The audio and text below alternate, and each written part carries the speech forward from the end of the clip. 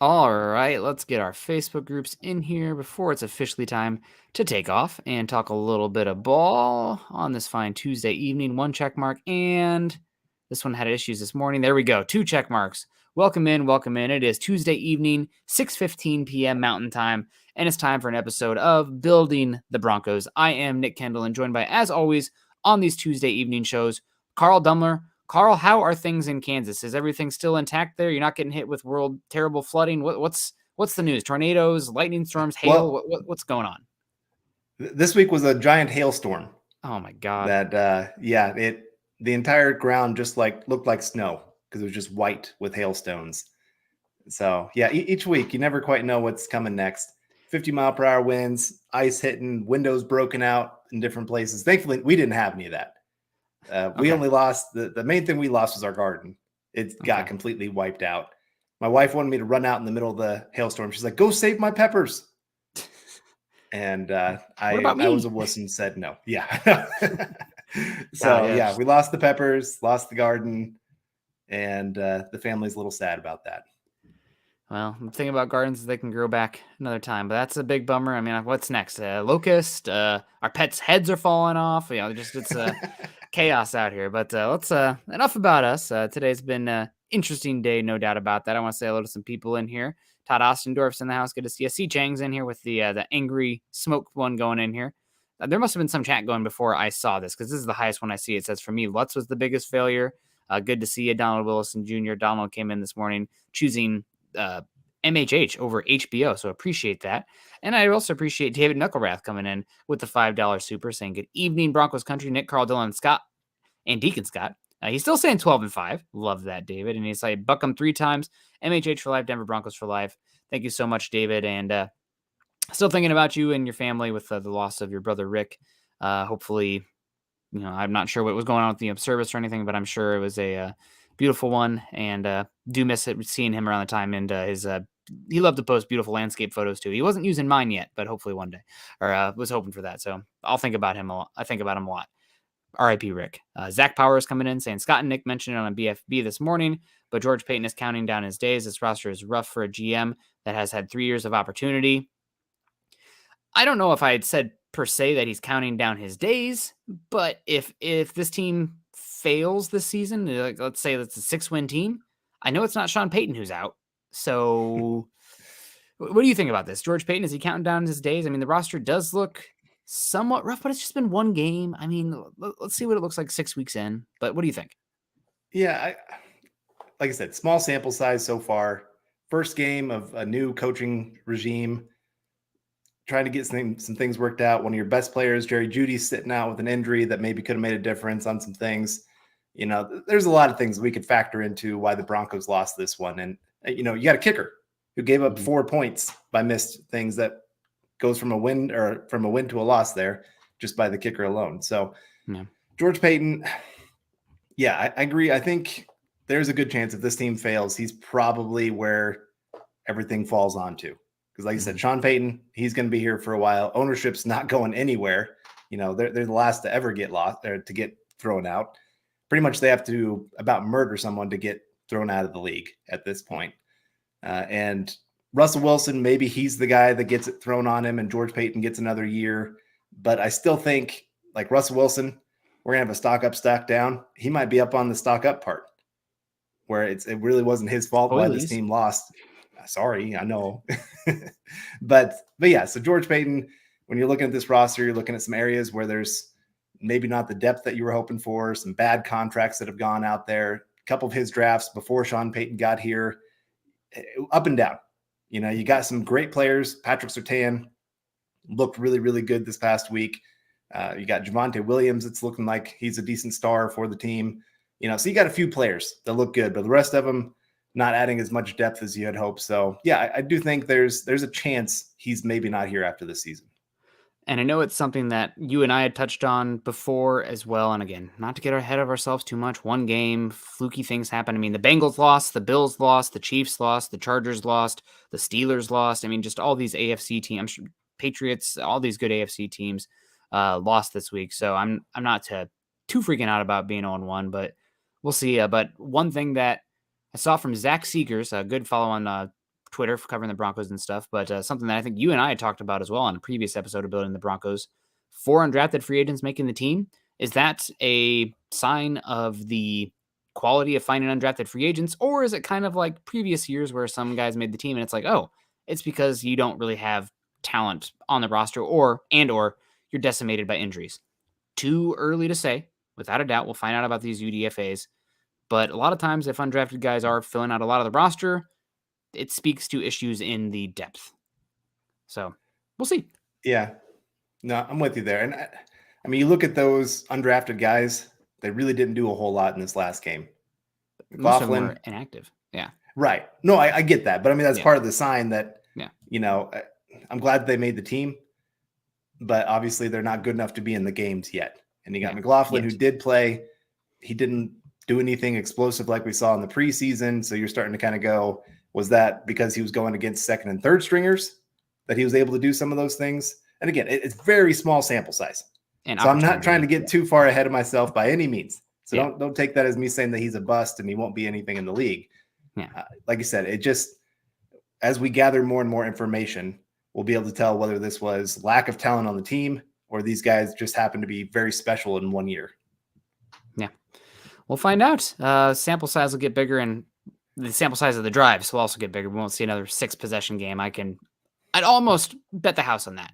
Troy Bauer coming in saying 1999 saying, hey guys, the rhythm is there for the offense, so it will improve, especially when Judy is back. If we get pass rush and PJ back on defense, I feel good, but we shall see.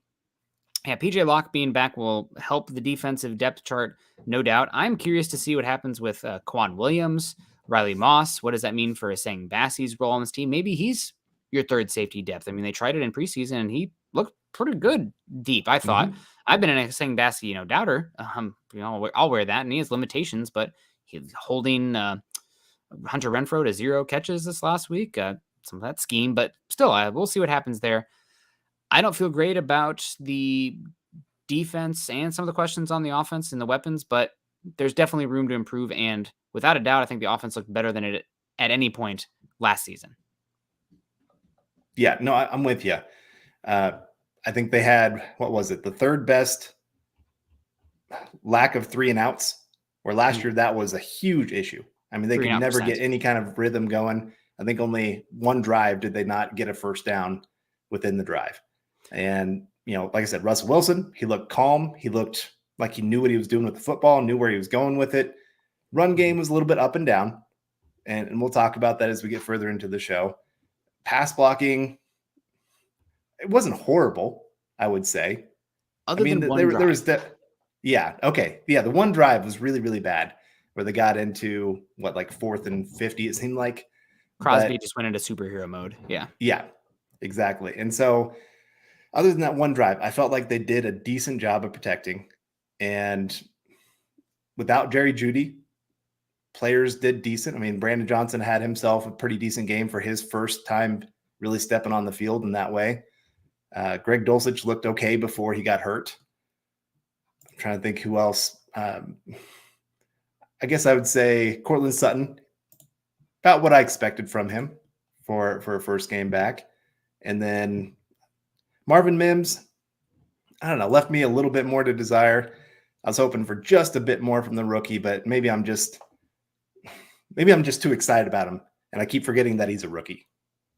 Yeah, we'll see how it'll play out, and definitely, I think the weapons left me wanting more. I think this was more of somebody needs to go out there and make a play, and just we were close a lot of times, but not quite there.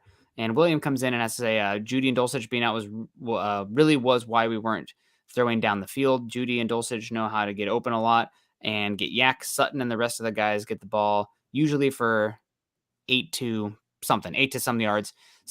I think if you get the ball to Sutton in space and quick hitters, he has shown in the past the ability to have some yak. I mean, at SMU, he was really good in yards after catch. Now, that was a while ago and before an injury, but I think he can be that. Some of it is the weaponry, but while stock up again, spoilers, Russell Wilson, an area where he struggles is the placement in the quick game. And if you went back and, chopped up and just watched in succession, all of the quick passes from Russell Wilson and then compared them to Jimmy Garoppolo, the place where Russell Wilson puts the ball for the receivers does not give them nearly the chance for yak and being explosive after the catch as Garoppolo, which I think that's Garoppolo's best attribute, is the ability to throw a ball where guys can create immediately after. I mean, that's why he was so good in San Francisco. So the yak opportunities, it's not just the pass catchers, it's the quarterback. It's also the offensive lineman not being super mobile, but that's another discussion. Yeah. I mean, so you did a stock up, I'll do a stock down. One of the few plays the Broncos had a really good chance for some yards after catch, Philip Dorsett. Mm-hmm. Like, I mean, I think this was my biggest problem in some of this game was some of the football 101 stuff for the Broncos was missed. And with Philip Dorsett, like just knowing where you're on the field, like there's nobody within 10, 15 yards of you. You don't need to be that close to the sideline. And yet here you are breaking up maybe the biggest play of the game for the Broncos. Probably should have been a touchdown, you know, and really that's one of those plays where it's make or break of win or lose. You know, I know we got all after the Chiefs for Tony dropping so many different passes, but that's kind of that same kind of play where you can't do that in an NFL game. I know it happens every once in a while, but you just got to know where you are on the field. You know, it's Samaje Perine with this 3rd and 1 run. Like, just run straight forward. That's what you are. You are a power back. Know who you are. Know the situation. Know you need to just go pick up this first down. And instead, he tried to get it outside to get a big play and, you know, almost led to where the team, I mean, thankfully got it on 4th down. No big deal. I mean, kind of made up for it, but it's still just those kind of little things, those little details are why this team is 0-1 instead of 1-0. Yeah.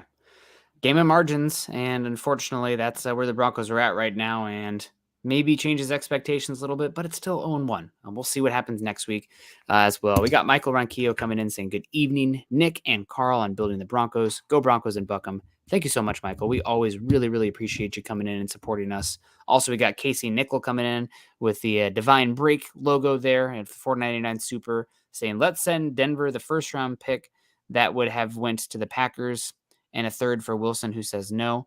So he's talking about the Jets, sending the Jets Wilson. It's not happening, but it's fun to talk about. Who knows? If Wilson really struggles this year, maybe then we'll have a potential trade of him this season where the Broncos eat some of the cap. I don't know what's going to happen. Anything could happen. I think it's most likely he's your quarterback again next year. But yeah, I mean, if the Jets want to give us that second, it's going to be a 2nd round pick because Rodgers has to play 60% of the snaps for Wilson and eat the contract. Then God bless him. That would be really weird for that Week 5 game when Jets are coming back to Denver. But heck, Broncos need some picks. Yeah. I mean, we did hear how much Sean Payton loved Jarrett Stidham all off season. So, and if they're offering a 1st round pick, maybe they're kind of looking towards that future. But we got Phil coming in with some stars saying, good evening, Nick, Carl, and Deacon Scott. I read we tried out 3 wide receivers and 2 tight ends today. Are any of them worthy? #Buckham, #MHH for life. I'm going to be honest. Go ahead. Well, I was going to say short answer is no. If they're still on the waiver wire, there's not much that you can really be looking towards. So the players that he's talking about are Kevin Austin, Jalen Camp, Thyrick Pitts for the wide receivers, and then the tight ends are Noah Tagai and Jake Tongues. Carl, we watch a lot of football, not just NFL, but a lot of college football. And I'm going to be honest, I don't know any of those names off the top of the head. So they bring him in. It feels like it's more of a practice squad kind of rotation guy coming in there. But somebody that maybe you can elevate as well, or somebody just to get your bodies in there for practice. I don't think any of these guys are needle movers, especially at this point. The core of your roster is pretty much set. Unless you make a big move like a trade, these kind of guys typically don't do much, if anything, out there. Maybe there'll be a play here or there, but at wide receiver, tight end especially, you're talking more of your Pac-Man Joneses at the end of the year. It's kind of moves. So we'll see though. I mean, again, it's football. Crazy things happen. Chris Chance is coming in $5 saying both teams were fun to watch. Let's keep positive mind. Only lost by 1 point. Excited to see what the rest of the season. #best in the business. It is just one loss. We're still going to analyze it and overreact, underreact, all of between. But yeah, a lot of season ago. It just stinks because it was very much a winnable game.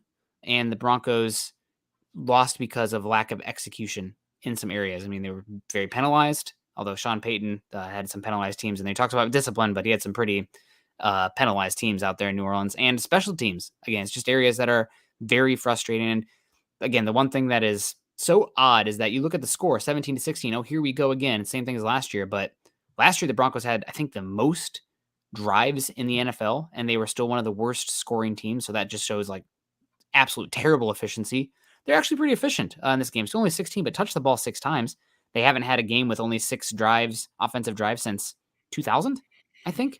There wasn't a single game in the NFL last year that only had a team with 6 drives. So very much an anomaly. I'm expecting better things from the offense going forward. And that's positive because it didn't feel excruciating to watch the entire time from the offensive side. Right. Defense. We're staying positive. Come on. Sorry, Patrick I know. Surtain. I know. Yeah, there we go. Patrick Surtain. Good player. Yeah. Linebackers look good. Yes. I'll give that to them. We'll get into some stock down here in just a little bit. But yeah, no, you're right. I think that was some of the most efficiency we've seen from the offense in a long time.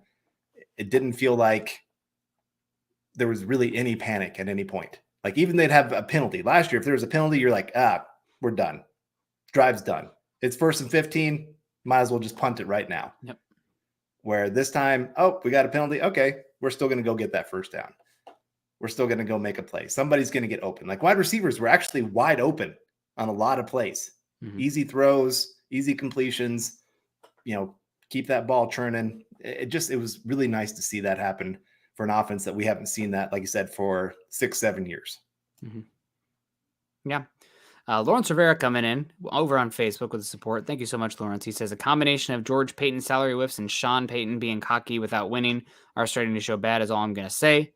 I mean, Sean has won a lot of games. He hasn't won in Denver yet, but I don't know if it's cocky. I'd be, confident like he is too. But yeah, Payton, he had that really good draft in 2011, but since then it's been up and down. And some of it is you just haven't had the capital to really make the moves as much, especially, but you don't have capital because you traded for Wilson. You traded for Payton. So I don't know. It's a tough situation. You have to hit with the players you have. And I mean, you can just look back at that. I mean, who made an impact from that 2022 draft class, right? You had your first pick was Nick Benito. Good offseason, but I don't, to be honest with you, I can't even think of a single play with him out there. There's especially the pass rush, but I can't think of him off the top of my head. Is there one I'm missing here? There was one play I thought he did decent. I mean, he got kind of pushed out of the play, but he turned the run play back inside. Like, even though he kind of got blocked out of it, he did his job. Mm-hmm.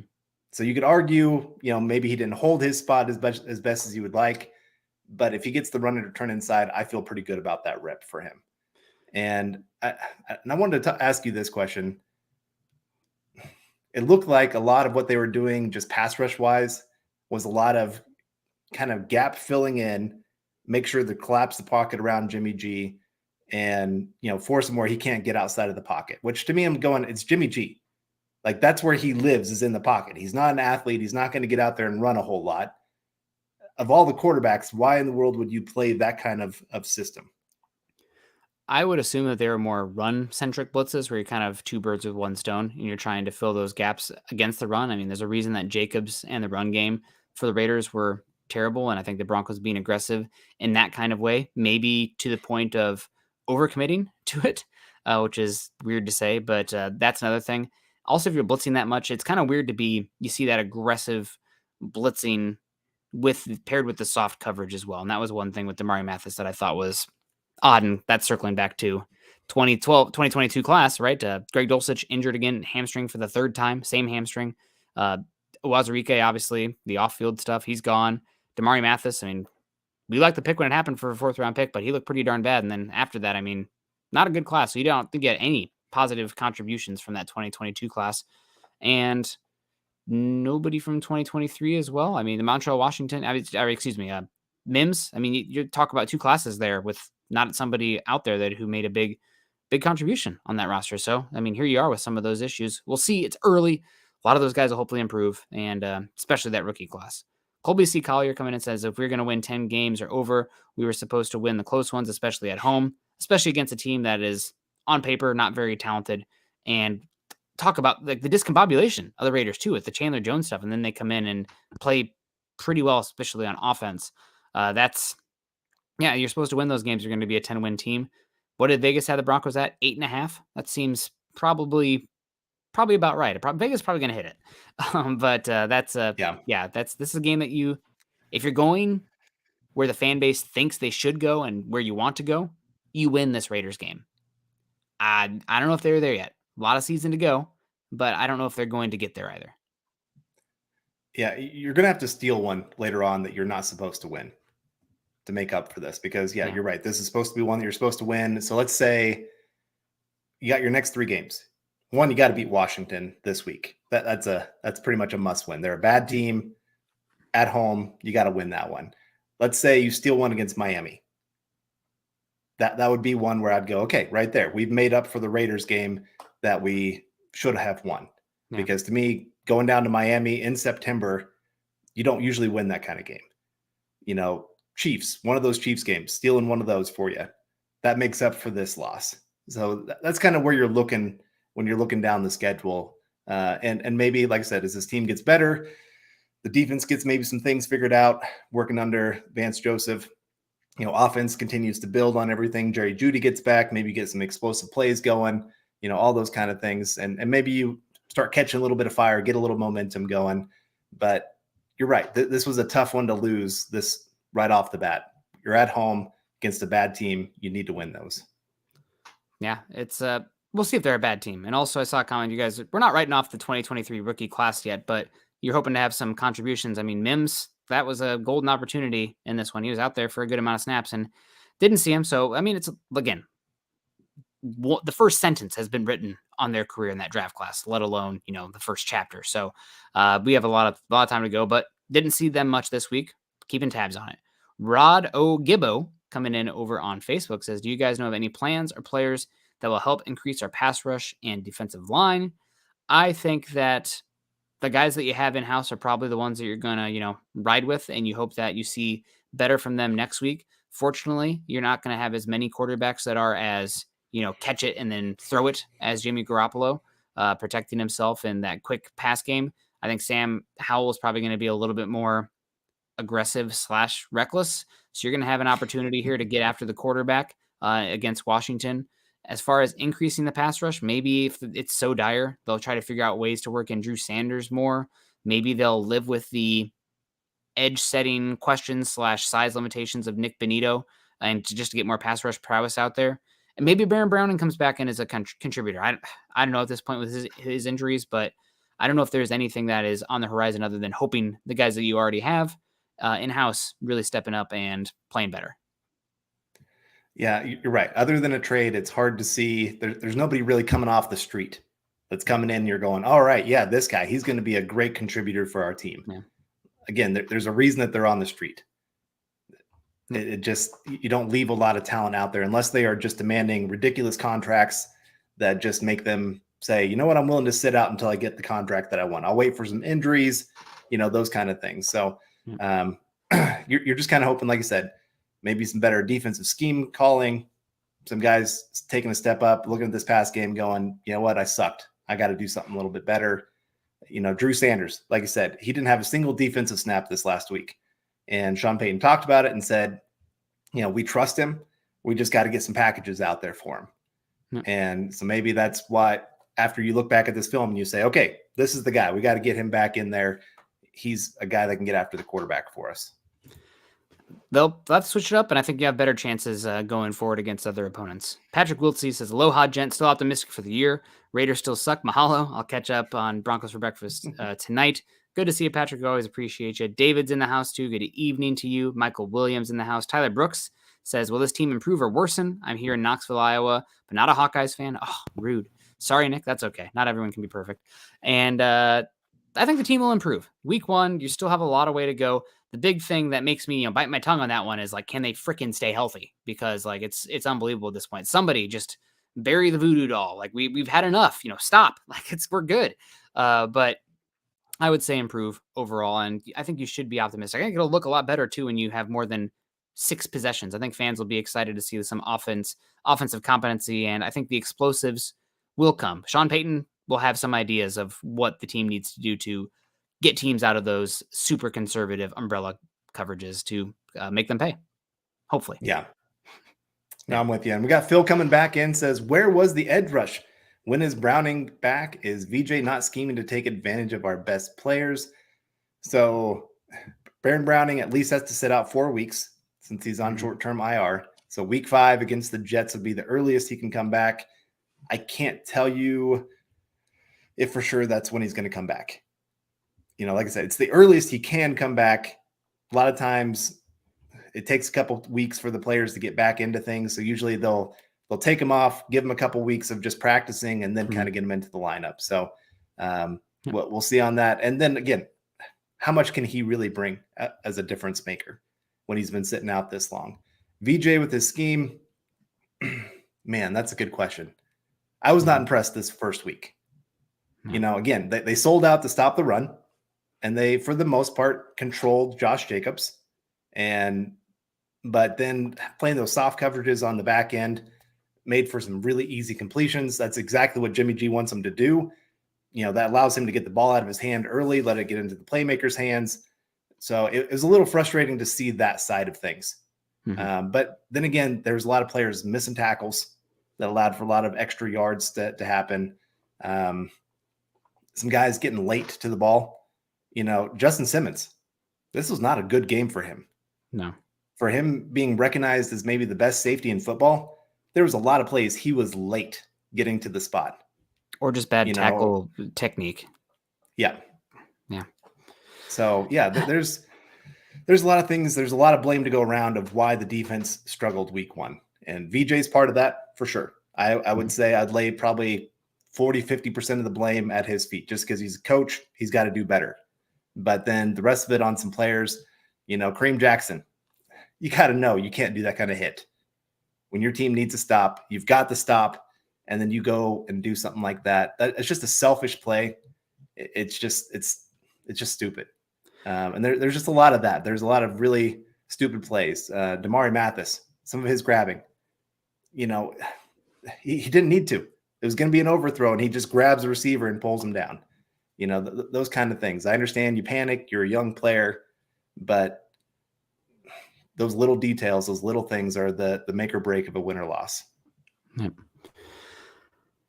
Yep. Well, we'll see. We'll get another chance at the Raiders. Luckily, we got Todd coming in here, says good teams are built through the draft when you trade away draft picks for mediocre players. Well, luckily the Broncos seem to have won on the other end from that Chubb trade at this point. So maybe we can at least think positive about that. Greg Smith in the house. Good to see you. Always loves hearing from Greg. Zach Powers comes in and talks about the Jets defensive line was incredible last night. Would love to have one of their 8 on our team. Jets will be a very tough team week 5, regardless of the quarterback. We lost to Zach Wilson last year. Yeah, I'm not counting my chickens before they hatch. And that one, it became more winnable without a doubt. But that Jets, they could have the best defense in football this year. Their front is unbelievable. I mean, Carl, you probably remember I was just like falling over myself talking about Quinn and Williams and Jeffrey Simmons in that interior defensive line draft class in 2019. Loved Quinn and Williams. Unbelievable player. We'll see what happens. Roger coming in and saying, no, we suck again. Gotta love the Waterboy quotes. A lot of season to go. Oh, no. Saw a comment in here. We got Pearl Heater. Good to see you, Pearl Heater. Appreciate you. GGG's 199 says people are underestimating how big Jerry Jeudy's impact will be. I think that Jerry Jeudy's impact will be very big, and if he can stay healthy. But not having another weapon out there, Broncos need to figure out a way to create explosives if teams are going to use umbrella coverage. Some of that is going to be through the run game. While the Broncos ran efficiently, it wasn't explosive. Need to figure that out, get some guys in space. They're a few blocks away from some explosive runs. But also, guys, if they're wide open underneath, somebody needs to make a man miss. You're paying guys to be playmakers. Somebody go out there and make a bleep and play. Adam Troutman, God bless you, running like Frankenstein after he has the ball, tackled him down. You lost Dulcich. Yeah, Cortland Sutton, I'd love to see it more involved. But Jerry Jeudy, I think, could be a huge impact in the yak ability as long as the quarterback can put it in a good spot where you can do stuff after the catch, because Judy's not always the best in the catching and contested areas. But I digress. Judy's impact will be huge, and hopefully we'll have him back soon. I don't know if we're going to see him back for Washington, but we'll see. Yeah. I mean, it was good he practiced last week, so that's a good first step. I think the Broncos, it'll just kind of depend. can he go from, being a part-time participant in practice to a full-time? That's going to be that next big step for him this week. And you're right, GGG. His impact, I think it really was felt in this last game. Like I said, no explosive plays. Maybe he's the one that's running that Philip Dorsett route where instead of stepping out of bounds, he's taking it for a touchdown. Yeah. When you're moving everybody else down one spot on the depth chart, and you're probably building that explosive play towards Jerry Jeudy. So I'm guessing Philip Dorsett, that would have been a Jerry Jeudy route. And it is sad to see that guy missing. Tim Patrick, another one. It just to see that offense get decimated as it has this early in the season. Now, some of these guys are going to come back, like Jerry Jeudy, Greg Dulcich, and so you're going to hope that they can be what you hope they are, or what you've built in your head they're going to be this year. You can only hope, but a lot of season to go. We talk about George Paton potentially on the hot seat. What's going to happen there? I mean, season could completely turn around. There's so much left to be written. We can only go off of what we have seen so far, but again, a lot to go. Colby C. Collier says, "I'm still mad." That's okay. That you can be mad. I'm mad too. Says, what could make me optimistic and all roses even if we don't make the playoffs? Sweep the Chiefs. So yeah, sweep the Chiefs would make that loss to the Raiders at home a little bit more bearable, but yeah, it's still, I hate the Raiders more than I hate the Chiefs. So it would be nice to end that streak though, for damn sure. And we got Broncos play the Chiefs week 6 and 8. So we got 4 more games to work it out there, because 7 is the Packers game. So that's we'll see. I'd definitely be excited about that and be fun. But talking about excited, I do want to get into one of my favorite segments we do every week, Carl, is a stock report. And for me, stock up here for this team. I'm going to take the easy one right now. And I know we've definitely been critical of him, but I think Russell Wilson, big time stock up in this game. Now, there are a few plays here and there where he struggled with ball placement, with the just timing and placing, getting the ball at the right time. But he protected the football. He had some, I thought, vintage Russ moments. Those touchdowns were both beautiful, in my opinion, and probably as good as we've seen Russ. So for me, stock up on Russ. I don't know if he's ever going to be, the obvious Hall of Fame quarterback that he was at Seattle, but he looked like a top 10, top 8 quarterback for me in this game. And if you have that from him, you should win a good amount of football games. He was not the problem this week. Yeah. He was helping the team win, not a detriment, like we saw many times last year. Yeah, I'm with you there. Like I said, he looked comfortable. He looked like he actually knew where the football was going to be going on most plays. There wasn't any panic in the pocket like we saw last year, where it just like his head was just going back and forth. It seemed like, because he had no clue what was going on. And, second he felt any kind of pressure, he was just looked like a madman out there. This game didn't happen. The only thing I'd say, maybe a little bit more, like you said, a few more of the explosive plays, a little bit of ball placement, and then they didn't use his run threat in this one. Now, he didn't always have to. He relied on his arm, which is great. But I wish this game, maybe just a couple more runs, even a design run, just makes teams have to really respect that he's going to do that for him. And I'll disagree a little bit on one point. I do want more explosive plays too. But if the opposing team is playing so conservative every time, I almost commend Wilson for not getting impatient and forcing the ball. I mean, never once in this game did it feel like, other than the strip sack that he had that was called back as a penalty, but never once did he throw the ball in harm's way, because I think the Raiders were playing uber conservative. Now, you still got to figure out a way to make explosives out there, and they're going to go back to the drawing board this week, without a doubt, in my opinion, to work on that one.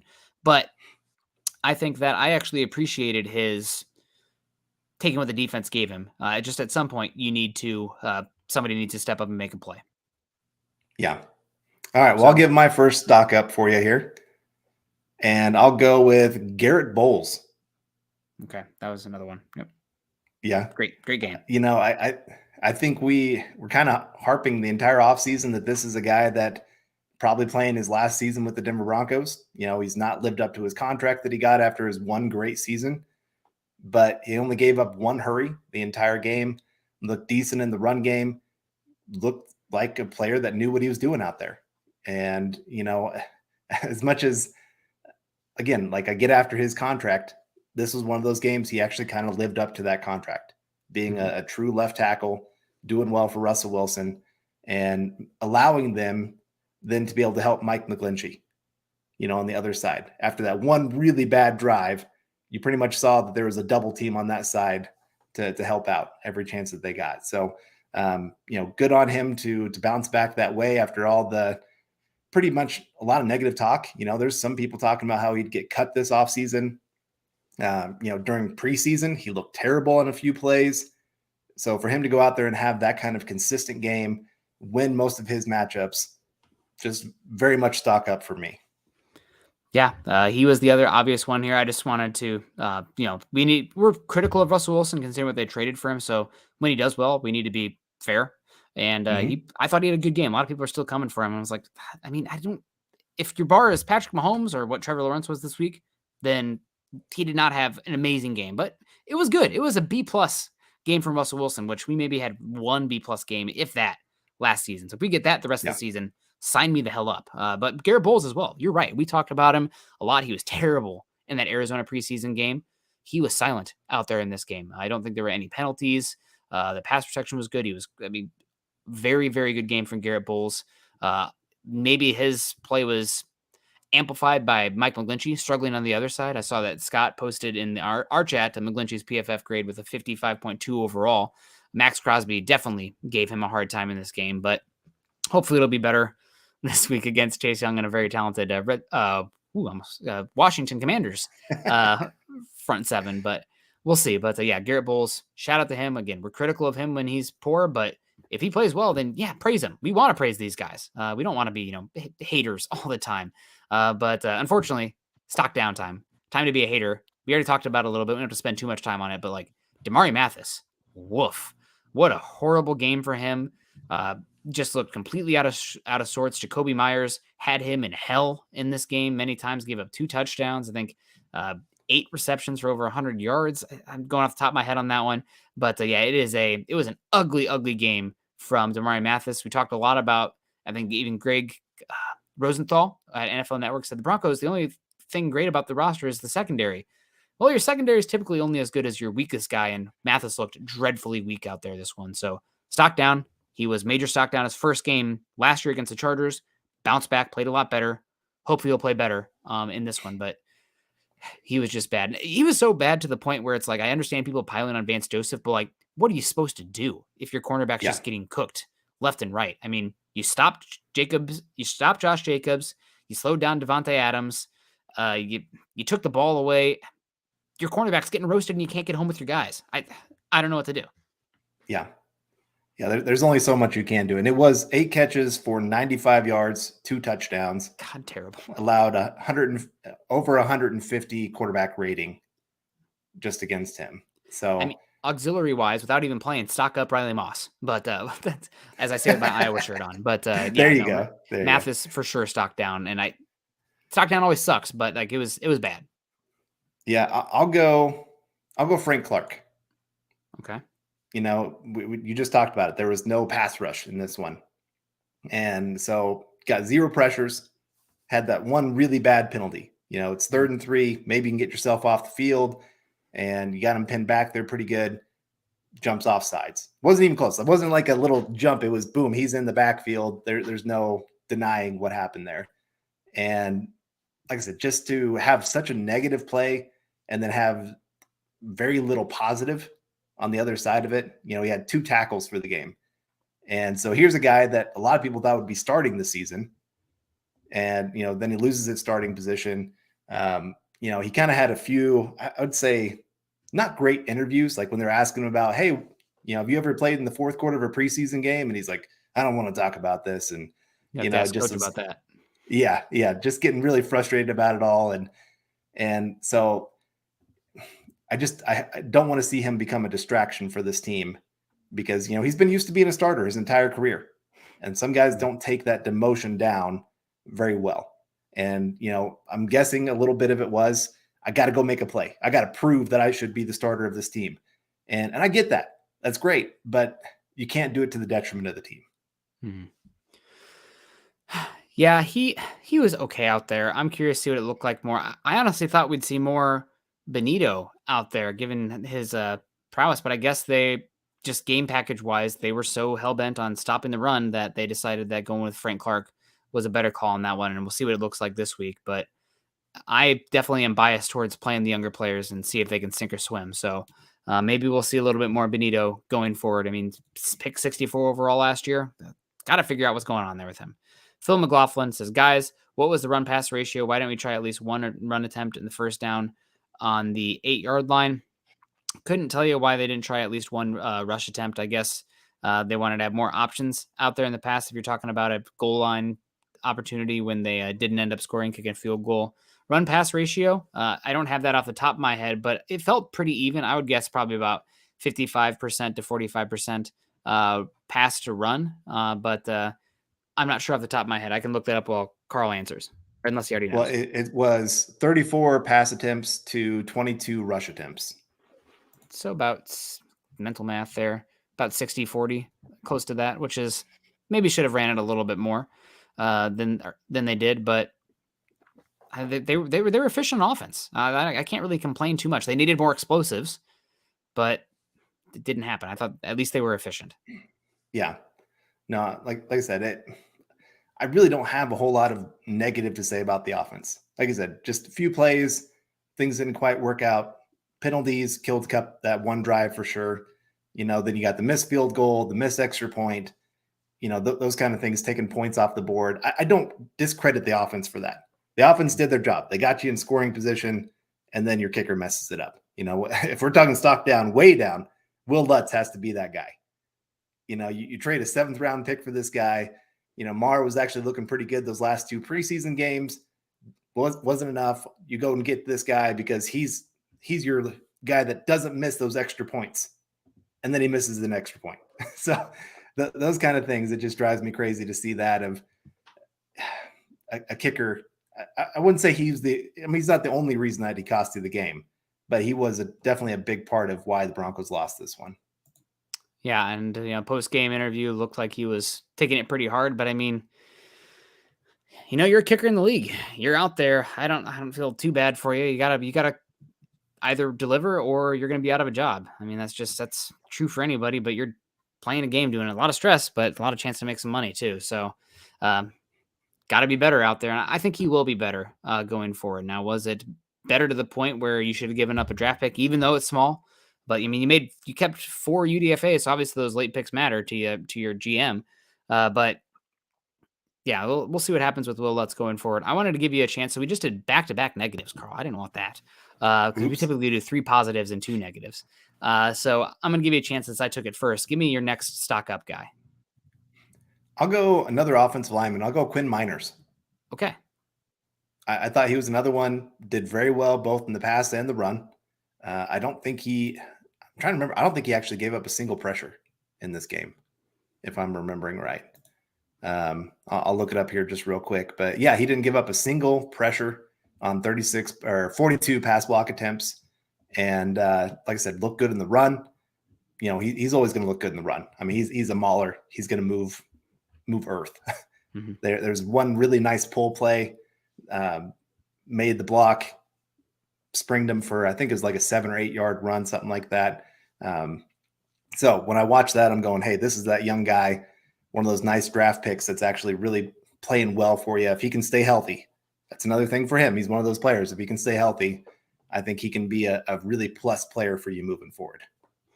Yeah, that's a good call. He's probably your best offensive lineman out there, and it was good to see him out there, even despite the 2 guys next to him on the offensive line struggling. I mean, a lot of times you have like an anchor effect when somebody's struggling next to you. I've seen it for years on the Broncos offensive line, but Cushenberry, a few plays, he's still better than he was last year, but a few plays is like, not great. And then McGlinchey, hopefully he gets better considering what they're paying him, that he's a vet, and Max Crosby is probably one of the 5 best edge rushers in football. But yeah, good shout out by Quinn Miners. Stock up for me on this one. I'm just hitting all the classics here on this one. It's just easy. This is week 1. I'm hitting it on the fairway. I'm not even a golfer, but I'm just aiming for it. Stock up Patrick Surtain. God damn, that guy is unbelievable. Sorry, I know you're a pastor. Forgive me, Carl. But what a game from Surtain. My biggest regret in hindsight from Vance Joseph, my biggest criticism for him is that he should have just, islanded whatever side Adams was on. And you have to work in some zone too, but much more isolating man-to-man with Surtain on Adams and then just bracketing whoever Mathis was on the other side. Now, we might see that going forward, considering how bad Mathis was if he's not replaced. But Surtain was unbelievable. What was it? 3 pass breakups. Some of those were just like the reach, the athleticism displayed, the physicality. I mean, he was really unbelievable. He was better than last season, and he was already the best cornerback in football last season. So took another step forward. I'm hoping that the Broncos can figure it out here to maximize what they have with Patrick Surtain right now. It kind of feels like a situation with like Vaughn at the end where it's like, guys, we have greatness right here. A, appreciate it right now. B, it kind of feels like we're wasting it. And Surtain was just unbelievable. So shout out to Patrick Surtain. Unbelievable young talent. Again, I'm hitting on the fairway here. Easy to see, but like his stock was here and I'm ready to like through the roof, man, like stonks or whatever the heck they say, or to the moon. Unbelievable game for Surtain. Special player. No doubt superstar in my mind. And just a special, really do appreciate him right now on his rookie contract because cornerbacks, they're not running backs, but their peak, they can fall off pretty quickly when it comes. And he's in his prime right now. God, he was unbelievable. Yeah. I mean, you were talking about not maximizing a person, Champ Bailey. Yeah. I mean, you think about all the years that you had him as maybe one of the top 3 cornerbacks to ever play the game. And, the Demari Mathis getting picked on just reminded me of all the times and all the different cornerbacks that they tried to put opposite of Champ Bailey and just never finding that guy that you could sit there and say, all right, we got the outside completely shut down. Good luck to anybody trying to throw against us. Like, man, if they could have just found that second cornerback, they could have done some special things with some of those defenses. And I mean, the 2005 unit was great. 2006 unit was great with Champ Bailey, but just some of those other years, wish they could have found somebody. So Patrick Surtain, again, part of me is I wouldn't be disappointed if they went cornerback in next year's draft in the first round.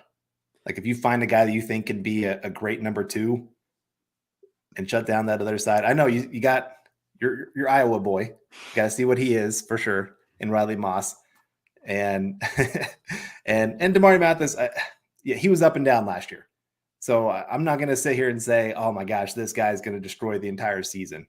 He has his great games. He takes a lot of chances. So I'm not completely discounting what he can still do this year. But again, if you can find that true shutdown corner on the other side, it just allows you to do so many things on defense. Unbelievable player. And the fact that there's at some point where it's like, he's a 99 in Madden. Well, he can't go higher, right? Like the stock is already up all the way, but an unbelievable game. I mean, just unbelievable unbelievable defensive back and one of the most valuable young players in football. So just appreciate him. Thought he deserved to stock up. I'll go with my next stock down now. For me, we kind of talked about it. We don't have to spend too much time on it. Now we're already at 48 minutes and it's 7:00 in Mountain Time. But McGlinchey, stock down. It was a tough assignment, but you'd hope he play a little bit better than that. Got one series, he just got completely embarrassed. It's going to happen sometimes for him, but for what you're paying him, I think the stock is just automatically elevated, and he did not play up to his dollar value, in my opinion, in this one. Kind of get that with free agent buys. But for me, he's a stock down in this one. Hopefully we'll see better next week. Not an easier assignment, but not an easy assignment next week versus the Commanders with Chase Young, who looks better, Montez Sweat, and a lot of the twists and stunts they like to do with Payne and, the other defensive tackle they have, Jonathan Allen, as well. So that's a loaded Commanders front. I mean, every single one of those guys that I listed was a first-round pick. So pretty incredible. Yeah. Hasn't helped him. All right. Well, yeah. I'll go with another one of those free agency signings, Chris Manhertz. Okay. I don't know what it is about these great blocking tight ends that look good elsewhere, and then they come to Denver and they turn into average or below average blockers all of a sudden. A pumpkin. It's Cinderella. Yeah. Right? The blocking tight ends. It is. And just to, like I said, I kind of put it a little bit on. He missed most of the offseason with injury. He looked lost out there a few times where like Russell Wilson's have to like tell him, this is where you need to be. and it kind of disrupted a little bit of the offensive flow just because he was not always where he's supposed to be. Missed a couple blocks that could have really sprung something for a big play. Obviously offered very little in the passing game other than being a blocker. So I was very disappointed for his very first game. And part of me is sitting there saying, I wish they would have went with their undrafted tight end and Atkins. Yeah, Nate Atkins, because he'd been there this entire offseason. And I know hindsight's 2020 here, but like I said, he'd had a really good offseason. He was very consistent. And I think he would have maybe made a couple of those blocks that Manhertz missed. And like you're talking about, explosive plays. One block can be the difference between a touchdown and a negative play. Yep. Happened a few times in this one, but we'll see. We'll see how good the coaches are. And a phrase that it's probably more true in college football, but Kirk Ferentz likes to say that your biggest improvement you see from a team all season is between weeks 1 and week 2. And we'll see how well and coach this team is. They got actual tape to build on now. And they got a week of preparation here where things start to be normal, the regiment, right? They're in a routine now. So we'll find out about this team going forward. Week 1 can be pretty wild and random. I mean, God bless. I mean, we saw what Joe Burrow and Josh Allen looked like this week. It was weird things can happen week 1, but we're going to get in the routine and we're going to find out what this team is. Troy Bauer comes in, and this is my favorite game, the hindsight draft, because Broncos could have had George Kittle instead of Jake Butt, but I digress. That's one that drives me nuts. But he says, imagine Tariq Woolen across from Patrick Surtain. Could have happened. Yeah, the Broncos end up taking Montreal Washington, I think a pick before. Might have been Delarian Turner, y'all. I can't remember which one of those guys it was in that 5th round, but would have been nice, no doubt. But we can do that game a lot. And man, if only we could go back in time and say, hey, you should take this guy. But it's unfortunate. We did like Tariq Woolen too, so it's not like it's complete randomness out here. But Broncos didn't pick him, so it is what it is. Stock up for me again on this one. Before we get on out of here, again, I'm just playing the hits on this one. I can't decide. I'm between 2 players here, Carl. This is the final one, so no more stocks down. Gosh, I'll go with Alex Singleton.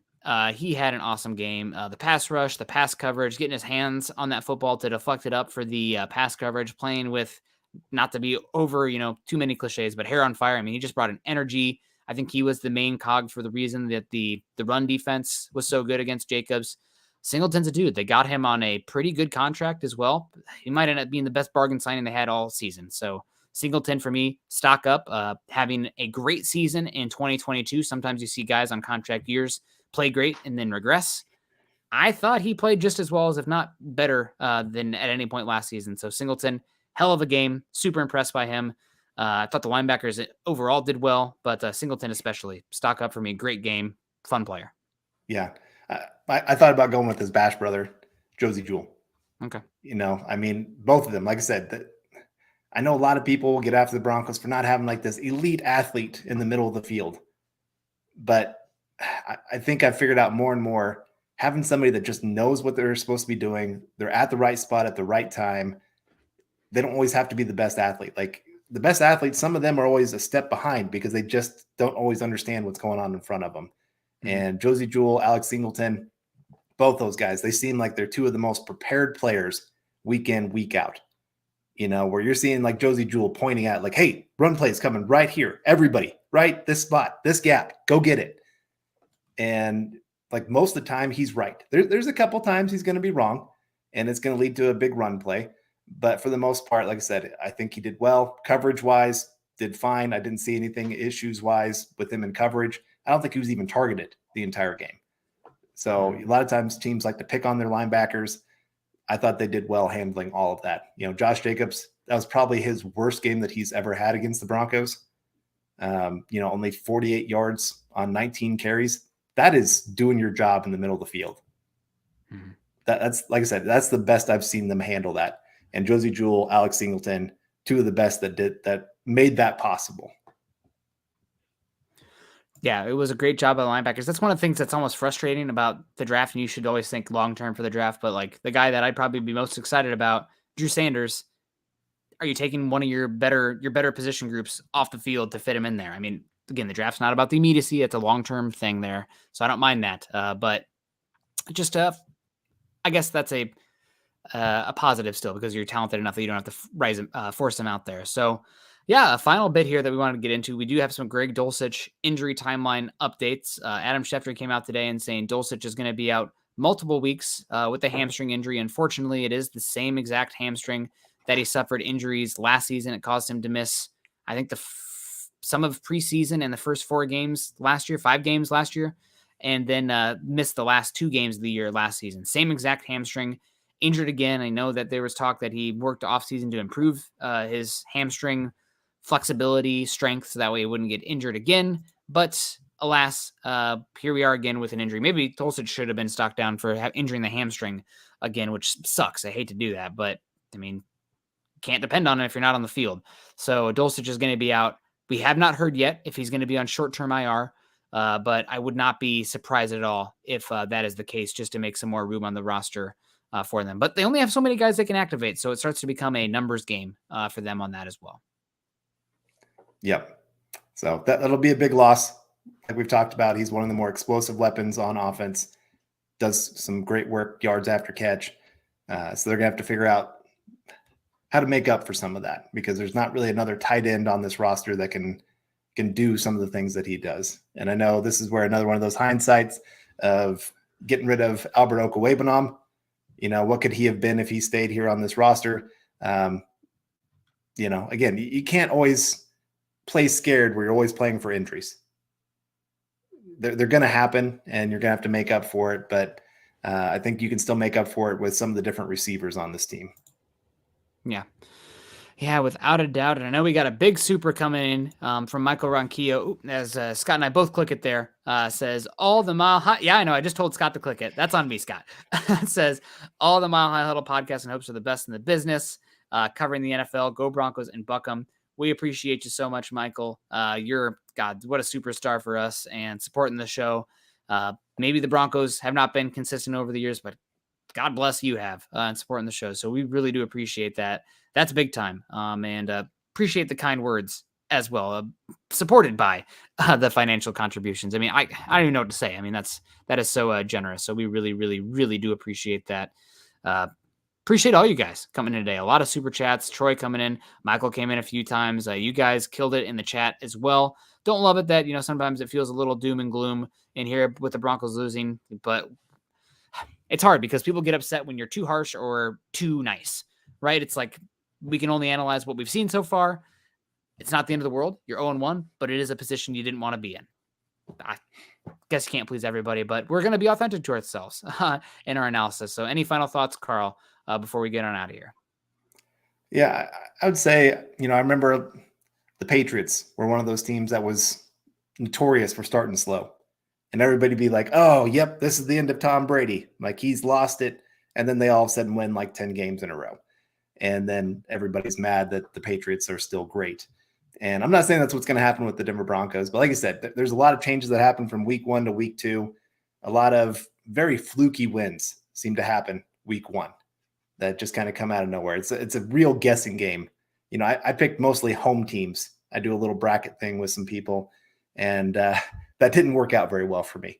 There was a lot of road teams that won, and you had a lot of blowout wins, a lot of close games. So like I said, I think week 4 or 5, we're really going to be able to start telling where this team's at and who they are. And, give Sean Payton time. He's got to get his players in place, get these guys up to speed on this offense and what they're going to try to do, and get Jerry Jeudy back healthy, a couple other guys. I still think this team stands a decent chance of being there in December, fighting for a playoff spot. That's pretty much all you could realistically hope for. So thanks so much. Appreciate everybody coming in here. See Nolan Richardson over on Twitch as well. You're not alone, Nolan. We appreciate you. Hopefully the Broncos do a little bit better going forward for you, and appreciate everybody coming in today. And yeah, it was a lot of fun. Always fun talking with you guys on Tuesday night. Make sure you're following all of us. And Michael says these stars are for Scott too. Well, thank you so much coming back in, Michael. God bless. But actually they're for me and Carl. No, I'm just kidding. Scott's going to get them as well. Yep. Appreciate everybody. Make sure you're following Carl and I on Twitter. Carl is at Carl Dumler MHH. I'm at Nick Kendell MHH. Also, make sure you're following us at BTB Football Pod, as well as at Mile High Huddle. If you haven't done so yet, join us at Facebook.com/Mile High Huddle and Facebook.com/Mile High Huddle Pod. And as the ticker says here underneath, please subscribe to Mile High Huddle over on YouTube. like the show, and share it on all your social media platforms. We'll see you guys again soon. Make sure you continue to choose kindness and compassion. And as always, go Broncos.